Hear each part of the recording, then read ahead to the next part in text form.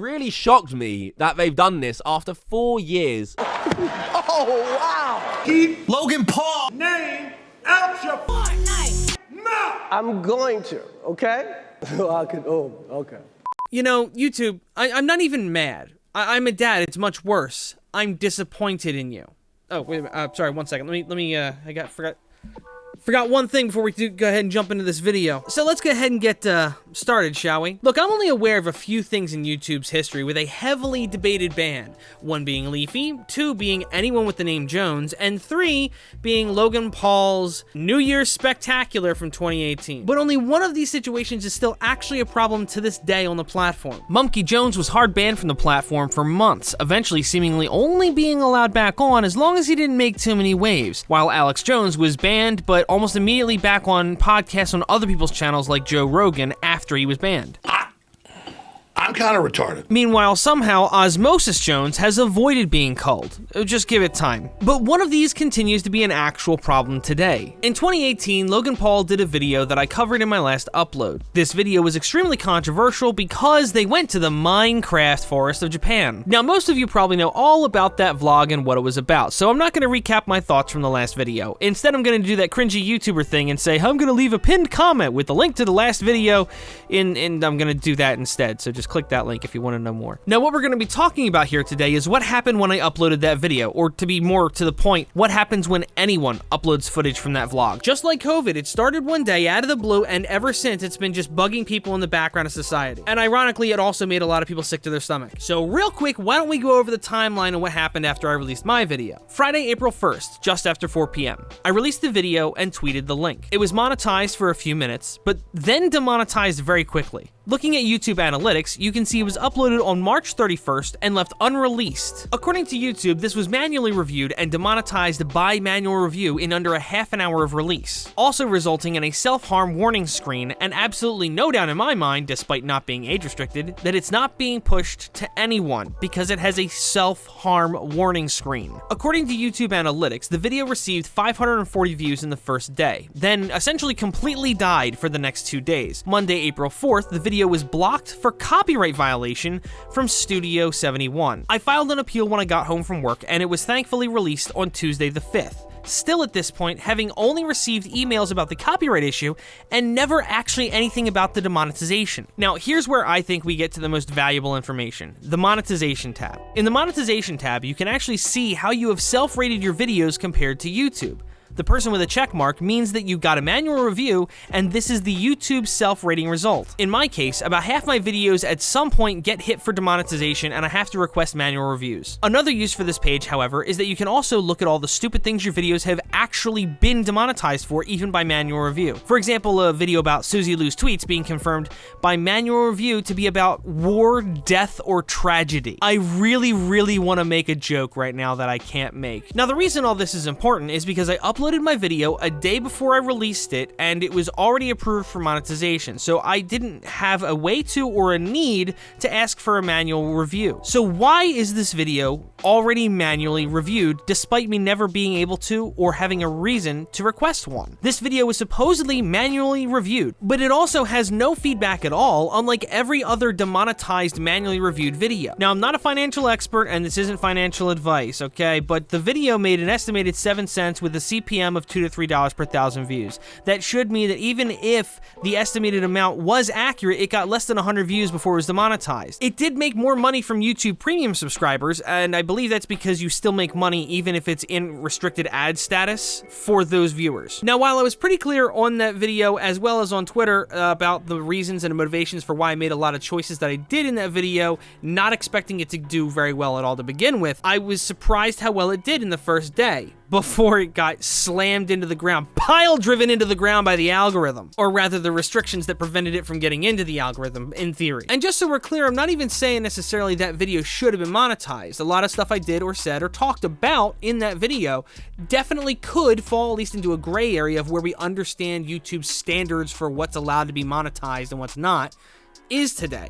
The problem I have is the consistency of the issues I had with other people who have uploaded videos about this situation. I feel like at this point, the consistency of issues regarding this topic kind of at least warrants a discussion. But wait, there's more! While I've been firmly planted on my hands procrastinating for the last 2 months making this video, even more coincidental nonsense has happened around this specific topic. Starting with Kavos. Not only am I not the only one to be hit over this topic, Kavos had his video deleted from 4 years ago. It's been up all this time, had no problems hardly at all, and just all of a sudden, poof, Thanos snapped out of existence. As a matter of fact, it's not uncommon at all for videos that feature any of Logan's vlog footage from that specific video to get hit with at least a few of these issues. Unfortunately, I completely forgot about this when I was making my video, and I paid the price for it. I say that like it's common knowledge because for a little while there, it was actually somewhat kind of common knowledge with YouTubers that you just kind of can't use footage of Logan's vlog because you're gonna get hit. Now, we're still gonna go back in time and talk about the 4-year-old Kavos video, but I think it's important to also talk about the one in the middle, the Pie Man video. About 2 years ago, Pie Man put out an ill-advised video theorizing that Logan was never in the country of the place that this happened to begin with. Theorizing that Logan was never in... theorizing that Logan was never actually in a country that starts with J. Theorizing that Logan was never in not China but the other one. I have no idea what to put in place to say in Japan. Okay, I got it. Theorizing that Logan Paul was never in End Nights the Forest. There we go. We need to find the missing passengers. We also need to find Logan. He's somewhere out here shooting a vlog. Look, after all that happened with the last video, can you blame me for playing it a little safe? Anyway, Pie Man dealt with almost identical issues to me, except for apparently they fought him more on the copyright than they fought me. Now, Pie Man's original video is still on their channel, but it's been heavily altered, leaving the video in a state where you may not even be able to follow it properly because so much has been removed. They left a pinned comment on the video explaining that this is what happened. Pie Man, he made a video showing evidence that Logan Paul faked the Japanese incident all them years ago. Let's try and get hashtag Logan faked it trending to make him address it. Yeah. Pie Man is straight up just wrong here. The forest is here, and Narusawa Ice Cave is next to it, like a 4-minute drive away. And shout out to Internet Unwind who actually noticed this. Now, of course, I obviously did not use Kavos' video about the Pie Man situation just because it was the easiest one to find on YouTube. I mean, it was the easiest one to find on YouTube, but also he's got a personal connection to this because, like I said earlier, his video got taken down recently. Now, Kavos put out a video about 4 years ago during the actual window of the situation happening, and while the video had some struggles with ads and things like that, at least like Pie Man's and mine, it still existed. Unfortunately, we can't say that anymore. Kavos' video was seemingly randomly just wiped out of existence, just deleted out of the blue without warning, just weeks ago, despite being up for over 4 years and being his most viewed video. After 4 years of this specific video being live on my channel, my most viewed video ever, never had a problem. It got age restricted, but that was it. I was fine when that happened. I had no idea until a few days ago that this video was missing from my channel. I never received an email from YouTube ever telling me it got deleted. I checked Social Blade to see when actually was this video deleted from my channel. It was deleted in May, a whole month until I realized that this video wasn't even on my channel anymore. I tweet out saying that my video got deleted. YouTube, please respond to me. YouTube didn't reply until the following day. However, before they even acknowledged to me personally that they even deleted this video, they sent me this really weird email first saying, "Hi, we're reaching out because members of the YouTube community, including fellow creators, viewers or staff, have expressed concern for your safety or well-being." This email didn't come as soon as they deleted my video. This email came the day after I posted a tweet about it. So after a while, YouTube finally talk to me on Twitter. We take the well-being of all our creators and viewers seriously. Awareness and understanding of mental health is important, and we support those who are sharing their stories, such as posting videos. We do not, however, allow content on YouTube that promotes suicide, self-harm, or is intended to shock or disgust the audience. After careful review, we decided to remove your video for violating or promoting it. Shock or hot? What kind of bullshit is that? Did you watch the video? Just block it, strike it, do anything with a sign of competency instead of just wiping it out and not telling anyone. Nope, not a warning before, not an alert after you already did it, nothing. Not even a note to let him know how to avoid this stuff in the future. His biggest video yet is just gone. It's just kind of insane that sometimes it feels like you would actually have an easier time producing content for actual television now because YouTube's restrictions seem like they just keep getting worse and worse and worse. And it's even crazier when you contrast that against things like Amazon and HBO, where almost anything goes anymore. I mean, they have to bankroll it and they have all their studio executives and stuff that are going to approve something before it actually goes to air. But my point being, they push the boundaries a lot on those platforms anymore, far more than they ever did when I was a kid. So the point of this video, I guess, is essentially just because I wanted to talk about this, but at the same time to also remind everyone, despite how stupid it is, and despite how heavy-handed YouTube ends up being most of the time, we will never get old YouTube back. It's just not going to happen. They will never roll back the wheel. We will never get YouTube to back off these automated systems that protect the system because they've removed bad content from where kids can see it and things like that. I mean, to be honest with you, it's a little insane to me how much trouble I have staying monetized compared to other YouTubers, given the fact that my videos, for the most part, are pretty clean. It's kind of nuts to me that one day, if I continue down this path, I may actually have to resort to using a different platform to upload uncensored versions of my videos, because the restrictions just keep getting tighter and tighter, just so I can land a single joke or something. I want to kind of bring this to a close by being really clear right now, by the way, that I really think the basic problem we have here is automation. I think the biggest problem we have is that there's bots that are doing a lot of this stuff and not people. I don't think there's a YouTube employee that's going, well, they talked about Logan Paul's vlog, slap it down.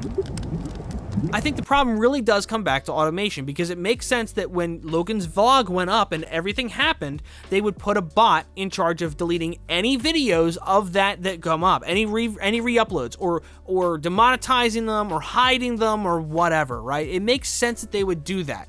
The problem is 4 years later, and if you show a single clip or two, you can get hit.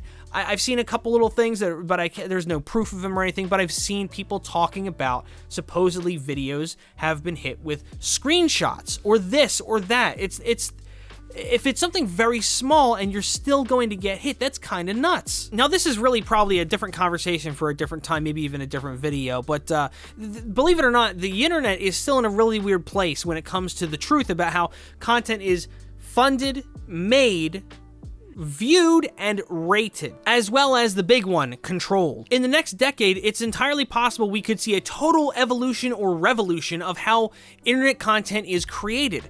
At the same time, with mainstream media taking more steps and more steps into the online format, it's very possible we could also see the complete destruction of internet creators entirely. Granted, that's not likely. But when every day it seems like it gets harder and harder to create your content because you're being restricted, but it seems like a lot of television stations that have their own websites now are getting more and more freedom. Now, just as another example of problems like this that we're having on the platform, Wavy WebServe recently tweeted, unrelated to the Logan Paul stuff, a screenshot of the self-harm banner, and he was talking about how this is just popping up more and more frequently. Even on content it shouldn't, like at all. We already know that on YouTube, despite a huge chunk, if not the majority of comedic content being aimed at adults, it's not exactly easy necessarily to monetize adult-oriented content without heavy censoring. Depending on the subject matter, it can be very easy to get an adult-oriented video restricted. And then again, going the opposite direction to going family-friendly, if you go family-friendly, depending on the type of content you make, again,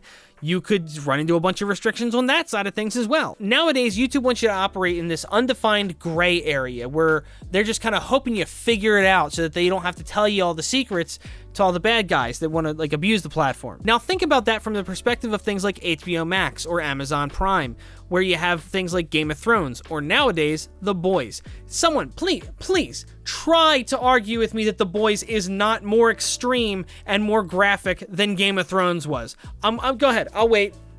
But the point is, it's definitely gotten more extreme. Go ahead, I dare you to try and convince me in the comments that Game of Thrones was actually more graphic than The Boys is.